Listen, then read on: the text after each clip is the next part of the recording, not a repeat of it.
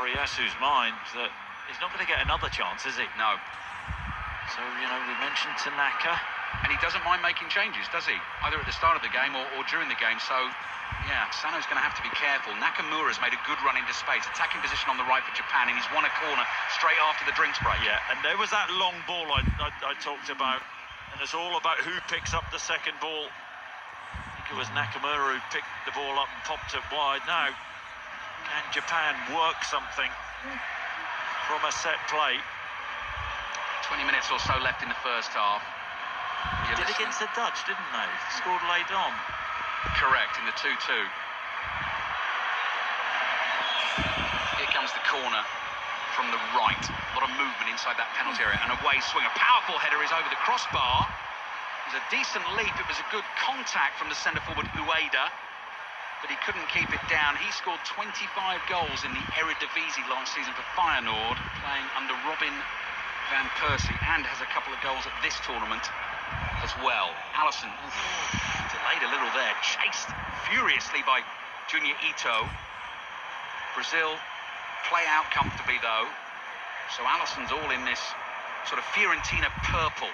Described it as black currant earlier on. Bright orange gloves, bright orange boots, like his opposite number down the other end.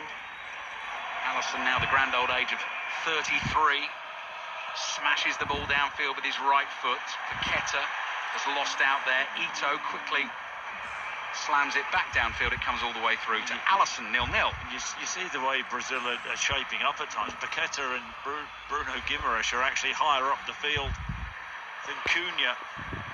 Lucas Leiva saying Cunha needs to get himself in the box. I suppose it's a debate, isn't it, whether Igor Thiago would be that better fit.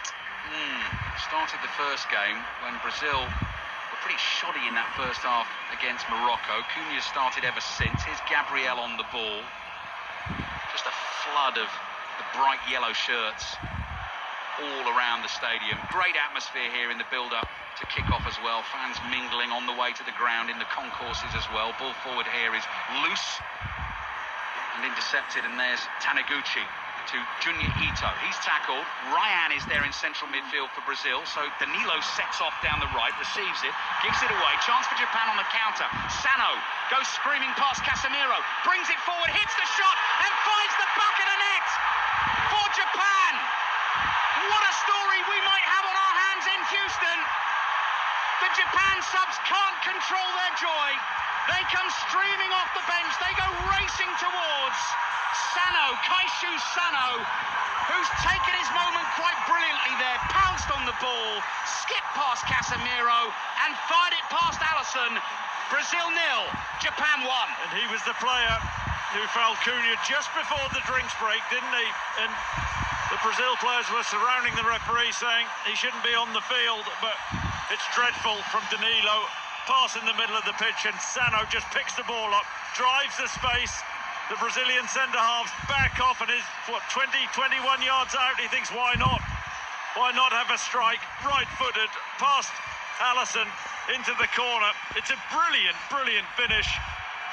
Alisson not far off it, but precise from Sano. Sensational from Sano. I mentioned Japan have a plan, and it's working. Sano strikes with a rapier's thrust, pinpoint finish into the bottom corner. This delirious celebrations, I mean, understandably as well, but they bided their time so far in the game, and they have struck. And we always said that Sano should start ahead of Tanaka, didn't we? Yeah, or possibly should have been taken off at the drink.